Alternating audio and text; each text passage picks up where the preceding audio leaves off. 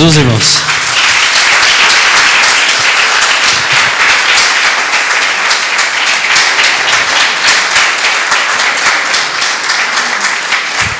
A paz do Senhor Jesus. Amém. Graças a Deus. Estamos aqui mais para servir ao Senhor e adorá-lo em nome de Jesus. Tenho uma palavra para compartilhar com vocês. Eu gostaria que você se atentasse a ela, prestasse atenção e ouvisse o que o Senhor vai falar no seu coração. Amém? Mas antes de eu começar, põe a mão sobre o seu coração e vamos pedir a Ele que a palavra venha profundamente e entre profundamente sobre o seu coração. Senhor, em nome de Jesus, nós te louvamos, te adoramos e temos a certeza que o Senhor está nesse lugar desde o princípio do culto. O Espírito Santo está, Senhor Deus amado, levando as nossas vidas a um tempo novo, Senhor Deus, em nome de Jesus. E agora, Senhor, ouviremos a ministração, a palavra, que ela venha para trazer vida, porque a palavra do Senhor, ela é viva, ela é vida, e traz, Senhor Deus amado, restauração em nome de Jesus. Cada irmão que aqui está nesta noite, sai daqui, Senhor Deus amado, ciente que a palavra, ela é poderosa, em nome de Jesus. Amém. Diga amém. Assim eu abro meu coração para o Senhor. Glórias a Deus. Ministrei hoje lá no Progresso. Eu compartilhei com os irmãos que a gente sempre fica nervoso quando a gente ministra, a gente vai pregar uma palavra do Senhor, porque ela não é nossa, ela é do Senhor, e a gente fica com esse receio, né? Esse receio de passar, mas tem dia que está mais que outros, e esse é um dia. Esse é um dos dias que ficamos mais preocupados que os outros dias. Eu gostaria de ler com você um texto que está lá em livro de Esdras, capítulo 10, versículo 2. Amém? Você pode ler comigo? 1, 2, 3.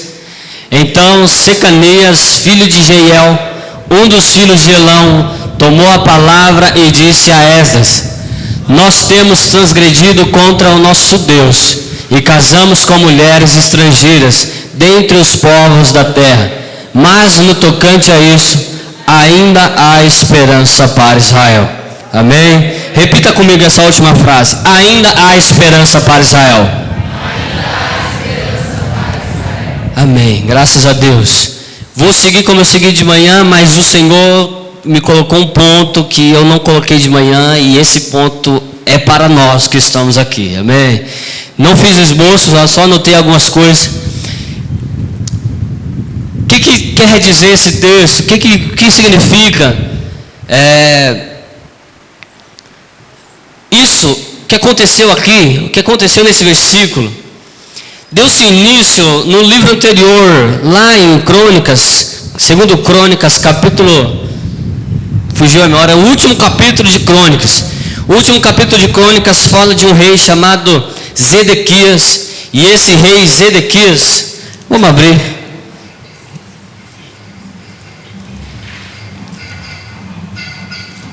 Zedequias 36, segundo Crônicas 36, aonde diz, versículo 11, já escrevi um livro, tá vendo? Ai de mim que acrescento, aleluia.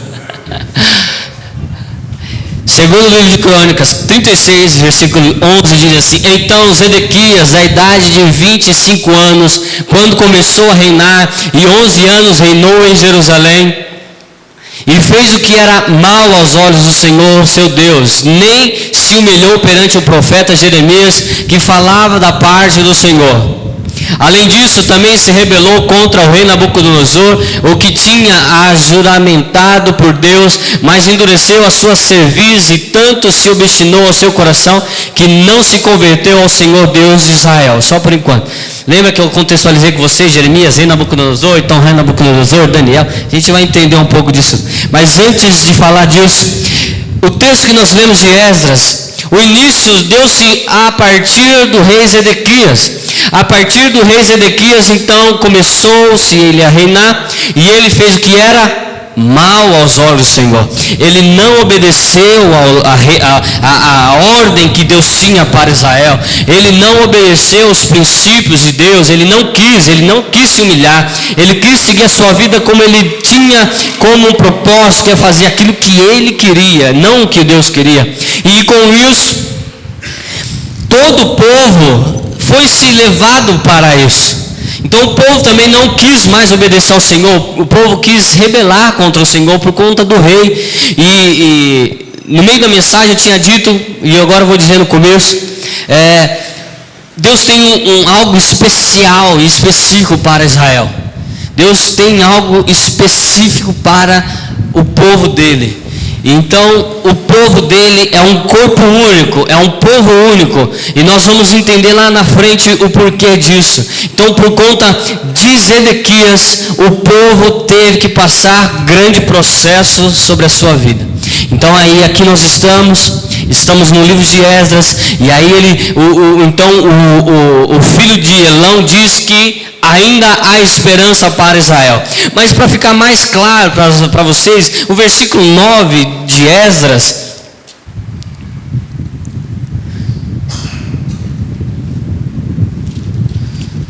capítulo 9 de Esdras, na verdade, capítulo 9 de Esdras diz assim: acabadas, pois, essas coisas, chegaram a mim os príncipes, dizendo: o povo de Israel e os sacerdotes e os levitas não têm separado dos povos dessa terra, seguindo as abominações dos cananeus, dos heteus, dos ferezeus, dos jebuseus, dos amonitas, dos moabitas, dos egípcios e dos amorreus, porque tomaram das suas filhas para si e para os seus filhos, e assim se misturou a semente santa com o povo desta terra, e até a mão dos príncipes e magistrados foi a primeira dessa transgressão. Então, vou explicar.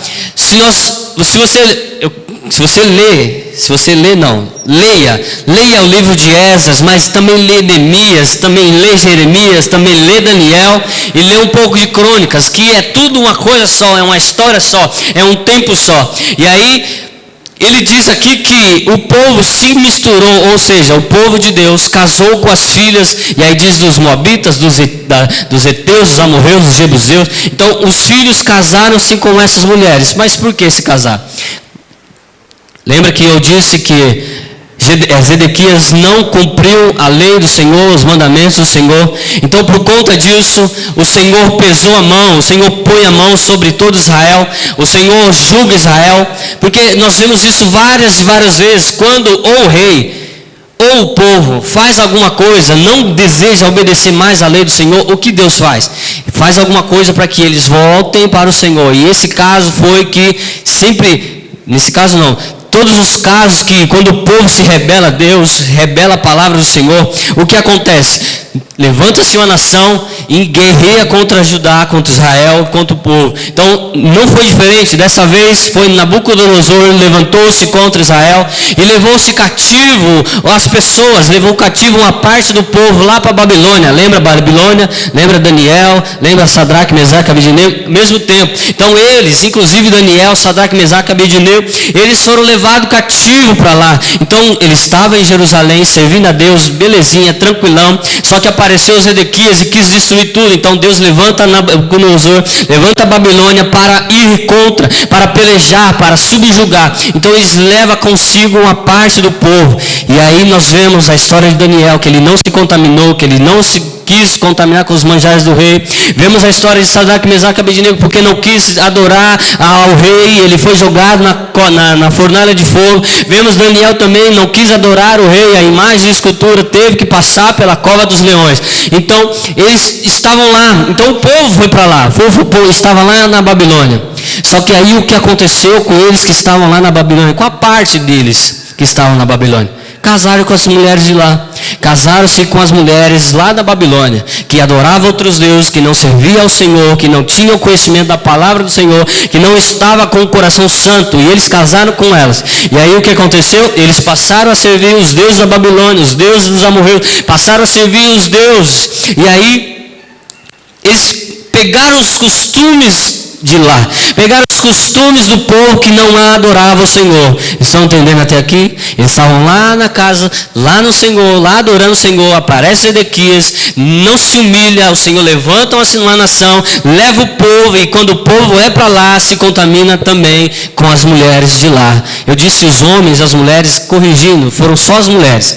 Só os homens, na verdade, só os homens casaram-se com as mulheres não casaram com os homens de lá. Só os homens casaram com as mulheres de lá, e aí se misturou, e aí aconteceu esse processo.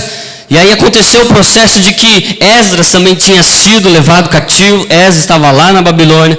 E aí enquanto isso, nós pulamos para o livro de Neemias, falamos que conhecemos a história de Neemias, que Neemias foi comovido quando ele soube que Jerusalém estava derrubada, queimada, destruída, o templo do Senhor havia ido ao chão, as portas estavam todas queimadas a fogo. Ele conhece Neemias, a história de Neemias. Ele orou, ele chorou por 7 dias, e aí sentiu no coração de ir até o rei, pediu a carta, o rei autorizou, o rei Artaxerxes autorizou que Neemias fosse lá para Jerusalém reconstruir a cidade. E enquanto Neemias estava construindo a cidade com o povo, Esdras estava lá na Babilônia, e mais um povo cativo. E aí, quando Esdras retorna da Babilônia, porque o Senhor já havia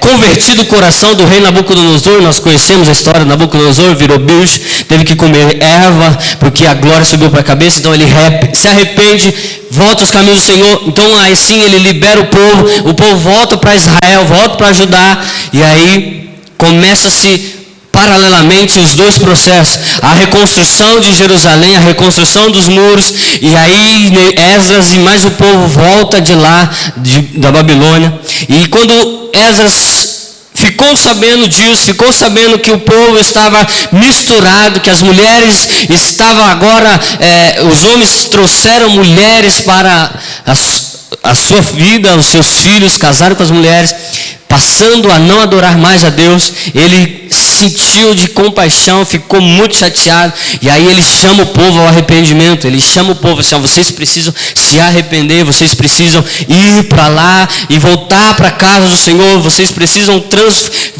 transfigurar o seu coração para Deus. E aí a primeira pergunta que eu faço: todo processo cativo, quando nós passamos um processo de cativeiro, o que é ser cativo? É estar debaixo de uma opressão, é debaixo de um jugo. Nós aprendemos aqui, ouvimos que o jugo é suave, o fardo é leve, amém? Mas passamos por situação, e o que eu digo que não é o problema passar pelo problema. O problema não é você ter problemas financeiros, o problema não é ter problema na família, o problema não é ter problema no trabalho, independente de qualquer coisa. Esse não é o problema. O problema é o que nós trazemos do problema. É o que nós ganhamos e adquirimos com as situações. Eles passaram problema, eles foram cativos, e lá eles se misturaram. Eles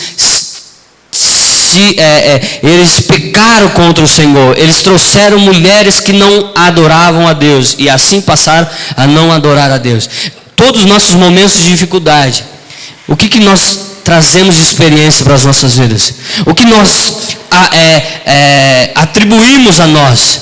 Nos problemas financeiros, qual é a experiência que nós tiramos disso? É uma murmuração, eu reclamo mesmo, eu não faço nada, não oferto, não dizo, porque eu estou com problema financeiro, problema em casa, eu brigo com a esposa, eu dou trabalho com ela. Então, o que nós trazemos das situações que nós passamos na vida? O que nós levamos para as nossas vidas com essa situação que pode vir sobre nós? Esse povo passou por esse processo, e eles trouxeram maldição para Israel. O que eu disse que há duas situações aqui: o rei pecar e o povo não pecou. Uma parte do povo pecou. O rei Zedequias, ele tinha a palavra de autoridade sobre Israel. Mas nós vemos que Esdras, Neemias, Daniel, Sadraque, Mesaque e Abednego, eles permaneceram íntegros, permaneceram fiéis, mas eles foram levados cativos, eles foram até lançados na fornalha de fogo, mesmo permanecendo fiel. O que eu comecei a falando é que assim, o povo é um só. Deus se preocupa com o todo, Deus se preocupa com tudo, Deus se preocupa com a nação. Então, por conta do pecado do rei, o povo inteiro pereceu. Por conta do pecado de Zedequias, o povo inteiro teve que passar pelo processo de dificuldade. E aí talvez você pode falar assim, eu não estou passando com nenhum problema, eu tenho me permanecido fiel, eu tenho me permanecido santo, eu tenho me separado, mas mesmo assim sobrevém a dificuldade, mesmo assim a luta vem, mesmo assim, mas aí é o que está. Você está englobado num processo de Deus, você está no projeto completo de Deus. Deus tem um projeto e você está nele. Então, tudo que possa acontecer, se você está embutido e inserido no processo, talvez você pague pelo processo. Talvez você pague, mas aí, como eu estava dizendo, o problema não é passar pelo processo. O problema é o que nós ganhamos, o que nós atribuímos às nossas vidas com o processo. O que nós vamos lá e recolhemos do processo. Dificuldade, o que nós ganhamos? Ganhamos a falta de fé, ganhamos a maledicência, ganhamos o pecado, ganhamos a blasfêmia contra Deus, ganhamos o que nós retiramos da situação. Porque o problema não é passar pelo problema. Estou sendo redundante. O problema não é passar pelo problema. O problema é como nós saímos do problema. O problema é quando o Senhor realizar o projeto lá em Israel, quando você está no problema, quando você está lá na Babilônia, permanecendo santo, quando o Senhor tratar com o povo lá em Israel, como é que você vai vir? Como é que você vai chegar? Como é que você vai passar lá no final da prova? Você vai resistir o processo sendo santo? Você vai resistir o processo adorando o Senhor? Ou você vai ter algumas arestas que vai ter que passar por outro processo para que você entenda que o Senhor é Deus na sua vida? Aleluia, amém? Ser cativo. O povo foi cativo. O povo foi cativo, aproximadamente 100 e poucas pessoas foram levadas cativas. E aí eu comecei a colocar 3 pontos na ministração. Paralelamente eu disse que Israel estava sendo reconstruído e o povo estava vindo de Babilônia cativo. Nabucodonosor liberou o povo veio para Jerusalém. E quando Israel chega, o povo que estava cativo chega a Israel, eles tiveram que se arrepender, foi o processo. Então eles receberam, falaram assim, realmente casamos com as mulheres estranhas, passamos a adorar ídolos, deixamos de adorar o Senhor, servimos a outros deuses e agora nós nos arrependemos. Mas enquanto a isso, há esperança para Israel. Então são 2 processos. O primeiro processo que passaram-se lá em Jerusalém, tiveram que reconstruir o templo, reconstruir a cidade, reconstruir os muros, ou seja, tiveram que voltar ao parâmetro de Deus. Zedequias estampou para Israel uma imagem que Deus não era a melhor coisa, que existia outros deuses melhores que Deus. Então, reconstruir Jerusalém, reconstruir o templo, é voltar aos parâmetros de Deus. Então, eu te convido a voltar aos parâmetros de Deus. Eu te convido a você olhar qual é o padrão de Deus para a sua vida. Primeiro ponto, voltar aos padrões de Deus. Em nome de Jesus, seja cativo ou seja não cativo, voltar aos padrões de Deus. Esse é o primeiro ponto. Quando voltamos aos padrões de Deus, é porque o Senhor está nos alegrando, o Senhor está se alegrando de nós, na verdade. Amém? Fala assim, eu vou reconstruir os muros.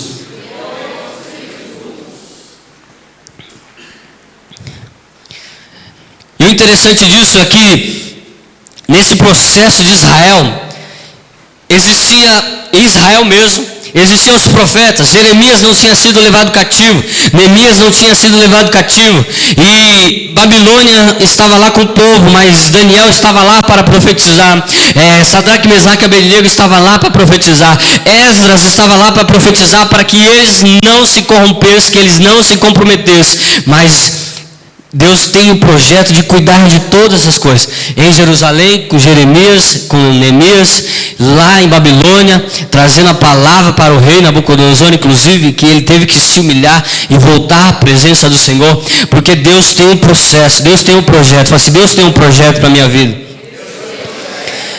E o projeto dele é reconstrução. E o projeto dele é o hino que nós cantamos, novo dia e novo tempo. Aleluia, amém. Você pode passar assim, mas eu permaneço fiel ao Senhor e mesmo assim estou passando por esse problema. Qual é o conjunto? Qual é o todo? Qual é o todo, Senhor? Será que alguém, o rei da sua vida, a pessoa que tem autoridade sobre a sua vida, o chefe, o pai, seja lá qual for, o que ele está fazendo, o marido, a esposa, ele tem feito coisas que agradam o Senhor, ele tem obedecido a palavra do Senhor. Talvez você está passando um processo que não era seu, mas você está junto, então você tem que passar. E passa glorificando ao Senhor, independente de qualquer coisa, porque o Senhor tem um projeto no todo. O Senhor olha por todo. O Senhor não olha inclusivamente para mim, Ele olha para mim como um todo e olha para mim como individual, mas o projeto é o todo do Senhor. Então, aonde você tem ido, o que você tem retirado de lá, o que você tem retirado dos lugares que você tem visitado, frequentado, habituado, o que você tem retirado de lá? Quais são as experiências que você traz de lá? O que tem chegado até a sua vida por esses lugares que você tem passado? Temos que tomar cuidado. Temos encontrado mulheres, as mulheres da Babilônia eram melhores que as mulheres de Jerusalém, de Judá? Não, mas não são melhores, mas eles estavam lá e por estarem lá, eles se contaminaram por estar lá. E aí eu gostaria de trazer um ponto que eu não trouxe pela manhã, mas conversando com o Cláudio, irmão da Rosane, depois do culto, veio isso no meu coração, para ministrar para ele. Assim, não importa aonde você está, porque aonde você está, é fácil se manter. Quando nós estamos na igreja, é fácil ser santo.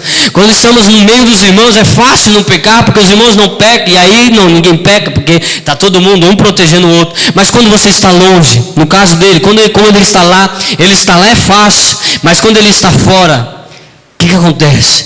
As tentações vêm, as provas vêm, e aí é o que aconteceu com esse povo que foi para a Babilônia. Estava longe de Jerusalém, estava longe da cidade santa, estava longe aonde o Senhor tinha feito a promessa, onde o Senhor tinha feito que ele seria a nação santa. Então eles estavam longe e aí eles se contaminaram. E eu pergunto novamente para você, onde você tem ido e o que você tem pegado desses lugares?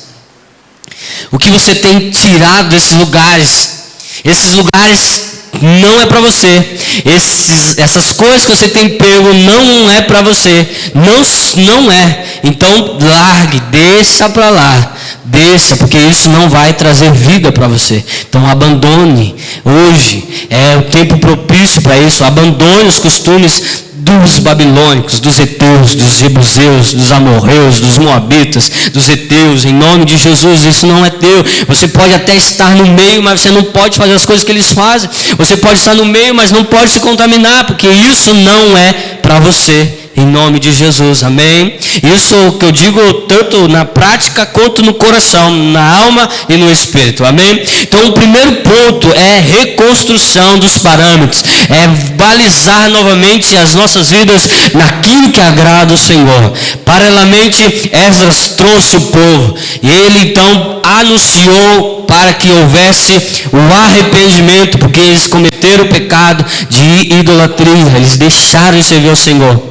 Então eles voltaram para Jerusalém, num templo bonito agora, num templo cheio de beleza, com a cidade reconstruída, com os muros levantados, com as portas erguidas, com novas trancas, e agora a cidade está nova de novo. Mas o que adianta estar num lugar bonito, numa cidade fortificada, numa cidade protegida, numa cidade reconstruída, mas que não há arrependimento? Não serve de nada. Por isso que eu falei que o Senhor pensa no todo, o Senhor olha no todo. Da mesma forma que o rei trouxe desgraça para todo o povo. Não adianta ter uma cidade reconstruída, sendo que 120 vem com o pecado alojado e para que comprometesse todo o povo novamente. Então, Esdras falou assim, arrepende-se, volte, larga a mão de isso tudo. Então, o segundo passo é o arrependimento. Você tem feito coisas que não agradam o Senhor, então precisamos nos arrepender. Precisamos voltar. Nós enxergamos o que agrada ao Senhor, aquilo que, o molde do Senhor, aquilo que agrada a Deus, nós reconhecemos isso agrada a Deus. Então eu não posso fazer diferente, então eu me arrependo para me encaixar de volta ao padrão do Senhor. A palavra diz, Romanos, não se amoldeis, ou seja, não vos conformeis com esse mundo. Conformar é ter a mesma forma, não se conformar, mesma forma. Então, agora nós precisamos estar da mesma forma do Senhor. E aí nós encontramos o parâmetro de Deus e nos encaixamos nela. Nos arrependemos do pecado e nos encaixamos no parâmetro de Deus. Segundo ponto, arrependimento. Aleluia. Arrependimento. O terceiro ponto que aqui fala, eu não anotei, mas eu vou achar aqui.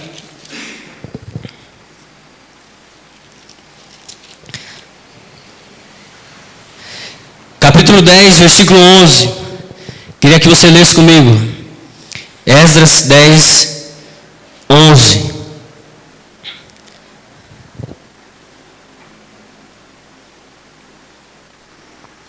Lê comigo. Silêncio. Vamos quebrar esse silêncio. 1, 2, 3. Agora, pois,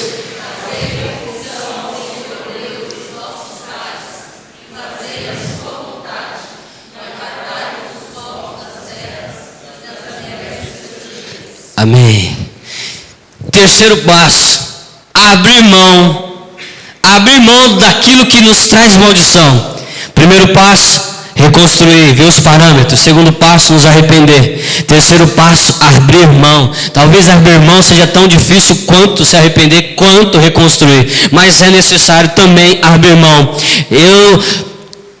Eu falei pela manhã que a vontade de Deus é que não haja separação entre homens e mulheres. Casou-se, que seja eterno, que seja até o fim, isso até hoje. Mas nesse caso específico, o Senhor falou assim, aparta, larga a mão, manda essas mulheres de volta para a terra delas. Porque 120 não pode comprometer 29 mil. 120 mulheres não podem comprometer uma nação inteira. Então ele fala assim, volte com essas mulheres para lá, volte com essas coisas para lá. Isso não é nosso, isso não é teu, isso não é de vocês. Então talvez os homens amassem essas mulheres, os filhos amassem as mulheres, mas o Senhor disse uma ordem, falou assim, manda tudo para lá. Talvez houve quebrantamento, choro, mas foi necessário e o povo fez. E o povo fez o primeiro passo, o segundo passo e o terceiro passo. Aleluia. Então nós precisamos voltar. Quer ter esperança? Quer ter esperança para Israel?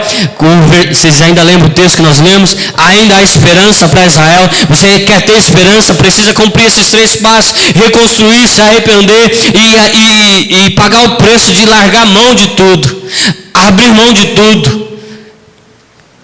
E eles fizeram isso. E Deus abençoou aquele povo. Deus trouxe restauração para aquele povo. Deus trouxe a glória para aquele povo.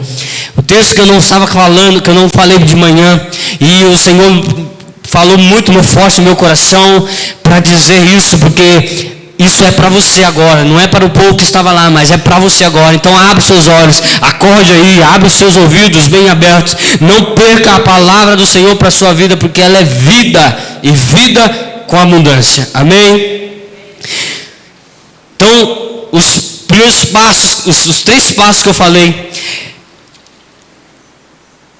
E aí, Esdras capítulo 5, esse texto eu anotei porque foi algo direcionado para as nossas vidas. Esdras capítulo 5, versículo 1 e versículo 2, diz assim: e os profetas Ageu e Zacarias, filho de Ido, profetizaram aos judeus que estavam em Judá e em Jerusalém, em nome do Deus de Israel, lhes profetizaram. Então se levantaram Zorobabel, filho de Sealtiel, e Jesuá, filho de Josadaque, e começaram a edificar a casa de Deus, o que está em Jerusalém, e com eles os profetas de Deus, que os ajudaram. Vocês conhecem esse texto? Ó, que eu fico maravilhado com isso quando a gente lê Esdras e ouve falar de Ageu, de Zacarias lá na frente. E aí eu gostaria de ir com você lá na frente, mas não lá na frente no tempo, lá na frente na Bíblia. Ageu capítulo 2. Muitas vezes a gente passa desapercebido por essas coisas. A gente fala que Ageu está lá na frente, então o tempo é outro, o tempo é lá na frente. Não, a gente lê aqui que o tempo de Esdras, de Jeremias, de Zacarias, estava tudo no mesmo lugar. E aí, eu gostaria de ler com você. Você com certeza sabe desse texto, e eu acho que você vai dar um glória por isso. Ageu 2:1 até o 3. No 7º dia, no 21º dia do mês, veio a palavra do Senhor por intermédio do profeta Ageu, dizendo: fale agora a Zorobabel, filho de Sealtiel, governador de Judá, e de Josué, filho de Josadaque, sumo sacerdote, e do restante do povo, dizendo: quem há entre vós que, tendo ficado, viu essa casa na sua primeira glória? E como a vedes agora, não é esta como nada diante dos vossos olhos comparada com aquela? Ele está falando assim: você conhece a história de Israel, você conhece a beleza que tem Israel e todo o povo, vocês conhecem, e agora vocês veem essa situação. A situação é que estava derrubada, destruída, derrotada, toda a bancarrota, as portas tinham sido queimadas, e ele profetiza dizendo assim: vocês conhecem como vocês eram, e o que está hoje não te comove, como está agora não te traz nenhuma perturbação de espírito. Vê a cidade de Deus, a cidade santa, derrubada e queimada, não te traz nenhuma coisa. Aquela glória não é melhor que agora, aquela época não é melhor que agora. E por conta dos pecados tiveram que passar por tudo isso. E aí eu gostaria de ver o versículo 29 com você. Versículo 9. De Ageu capítulo 2, versículo 9.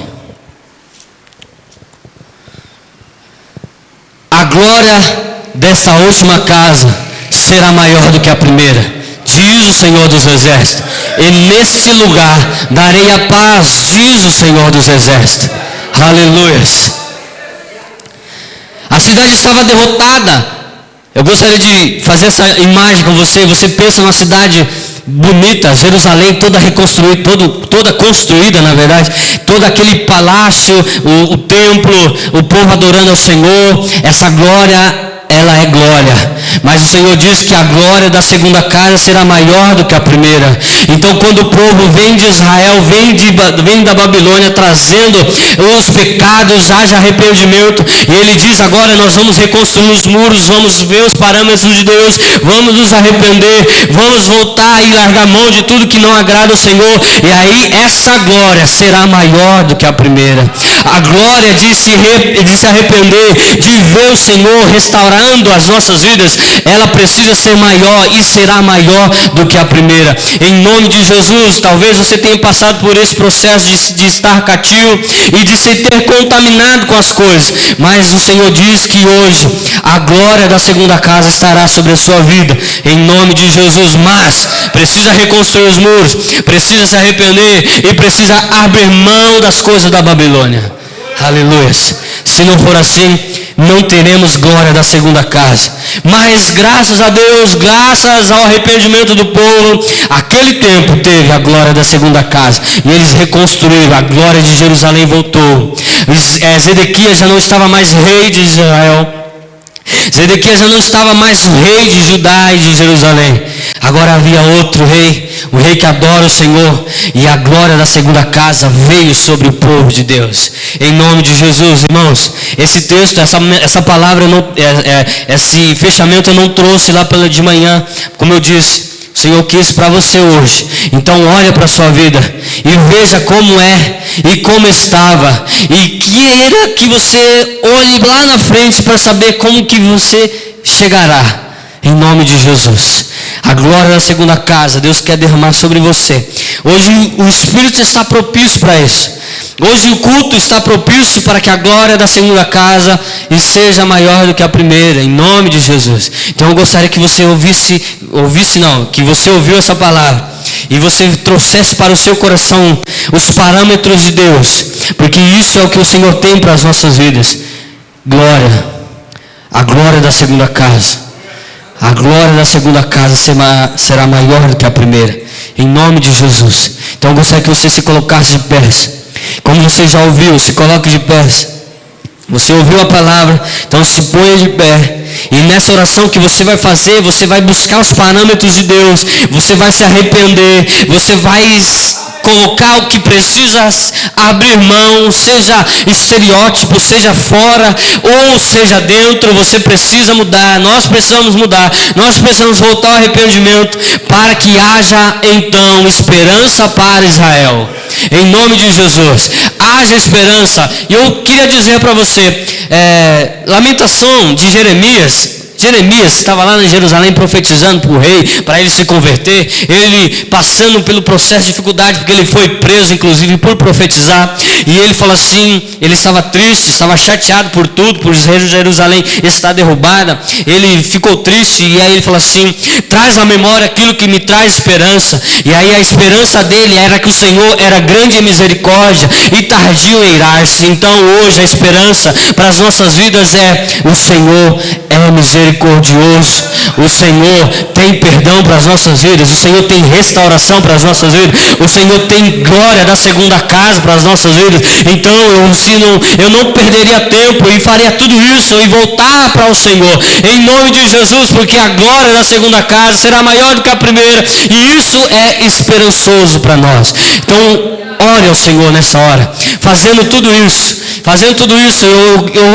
eu sei que você é inteligente para colocar esses 3 pontos na sua vida e exercitar a partir de hoje, em nome de Jesus. E nessa oração você vai fazer, colocando o seu coração no Senhor. Então faça essa oração agora, em nome de Jesus. Aleluia. Aleluia. Eu gostaria que você fizesse essa oração, porque como eu disse pela manhã, esse texto ficou o dia inteiro na minha cabeça. Há esperança para Israel, há esperança para Israel. Eu fiquei sexta-feira inteira pensando nisso, achando que eu fosse pregar na sexta, lá no Progresso, mas não preguei. O Senhor teve outra palavra, e agora o Senhor traz para as nossas vidas, entendendo tudo aquilo que eu fiz, entendendo tudo aquilo que aconteceu, porque no final do dia eu fiz esse processo de arrependimento. Então eu gostaria que você falasse com o Senhor agora. É o seu Deus, é o seu Pai, é o Deus de misericórdia, é aquele que dá esperança, é aquele que traz esperança e traz restauração, em nome de Jesus. Levante a sua voz e clame a Ele agora. Mas peço que tua presença aumente. Oh Deus, Deus Santo, bondoso, Deus de misericórdia, Deus tremendo. Aleluia, Senhor. Palavra, Senhor, que traz para as nossas vidas, mostrando uma história do seu povo, uma história de Israel. Senhor Deus amado, mas a palavra ela é viva e eficaz e mais penetrante que a espada de dois gumes. E ela é atemporal, não há tempo, não há passado, no futuro. O Senhor usa a sua palavra para falar aos nossos corações. Deus, tenha misericórdia de nós. Nos arrependemos, Senhor, para haver esperança, para que haja esperança da glória, para que haja esperança da misericórdia, para que haja a esperança do perdão e da restauração. Deus, em nome de Jesus, nós te adoramos nessa hora. Senhor, nós nos humilhamos, nós buscamos o padrão de Deus nessa hora. Nós nos arrependemos, Senhor, por pecados cometidos. E nós, Senhor Deus amado, abrimos mão, por mais, Senhor, que nos faça sofrer, por mais, Senhor Deus amado, que estejamos envolvidos a ponto, ó Deus amado, de falar sim que não dá. Mas, Senhor, abrir mão é necessário. Abrir mão faz parte do processo de santificação e de restauração, Senhor. E por isso, nesta hora, o Senhor traz essa palavra a nós. É por isso, ó Deus, assim haverá esperança. E a glória da segunda casa será maior do que a primeira. Deus, em nome de Jesus, a obra do Senhor começou desde o início desse culto. O Senhor, ó Deus amado, cela agora. Ó Deus amado, trazendo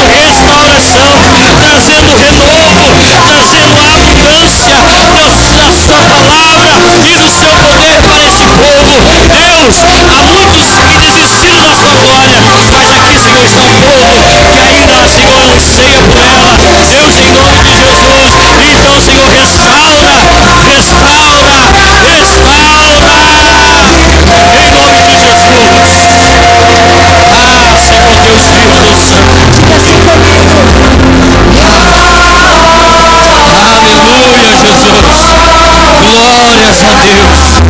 Glórias ao Senhor. Deixa o Senhor fazer algo novo na sua vida. Deixa o Senhor mexer com a sua estrutura. Aleluias. Louvado seja Deus. Deixa o Senhor encher. Deixa o Senhor terminar a obra que Ele começou na sua vida. Deixa Ele concluir a obra da restauração. Aleluias. Restaura, Senhor,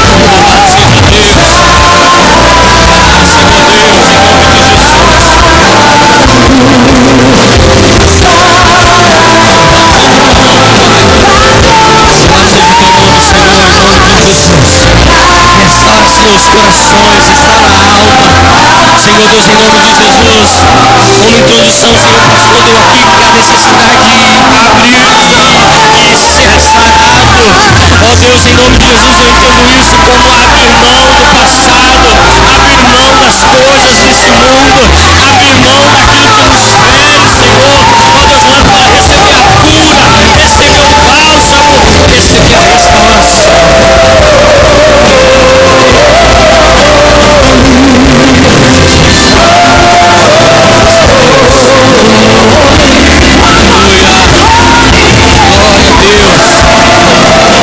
Senhor é santo, aleluia. Abra sua boca e dê glória. Abra sua boca e glorifica esse Deus que traz restauração para a sua vida hoje. Aleluia. Glórias a Deus. Oh Deus. Oh Senhor. Aleluia.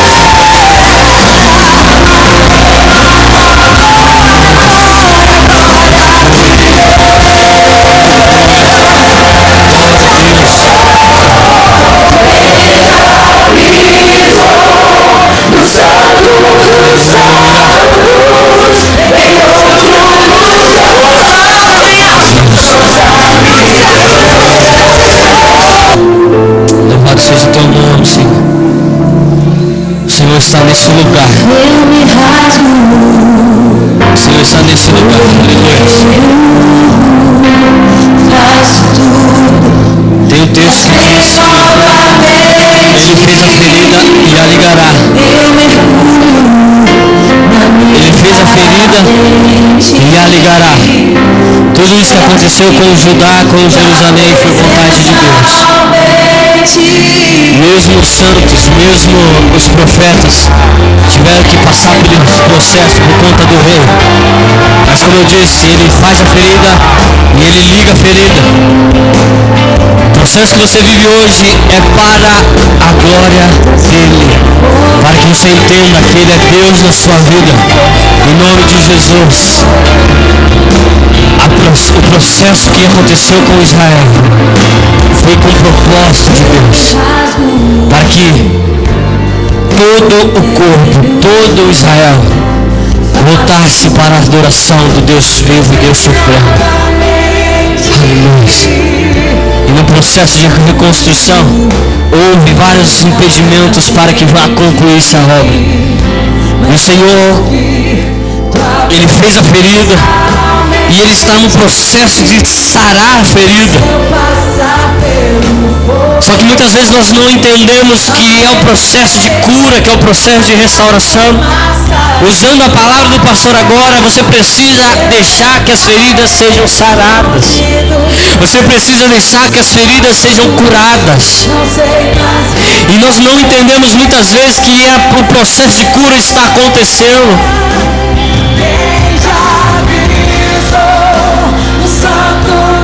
E a obra deve continuar. Neemias fala assim: eu estou numa grande obra, não posso parar agora. Que esse processo da sua vida, você diga assim: ó, eu estou no processo de cura, eu estou no processo da restauração, não posso parar agora. Em nome de Jesus. Em nome de Jesus. Porque vai chegar o tempo aonde efetivamente vai se dizer: a glória da segunda casa será maior do que a primeira, em nome de Jesus. Amém. Não dê ouvido aos Tobias, não dê ouvidos aos Sambalates, que quer impedir o crescimento da obra e o terminar da obra sobre a sua vida, em nome de Jesus. Um monte de informação para você, mas que você consiga extrair todas elas. Como eu disse de manhã, passe agora, vai para sua casa, durma, fica o dia pensando nessa palavra, que o Senhor vai terminar de concluir lá no seu coração, em nome de Jesus. Amém. Aplauda Ele com bastante alegria.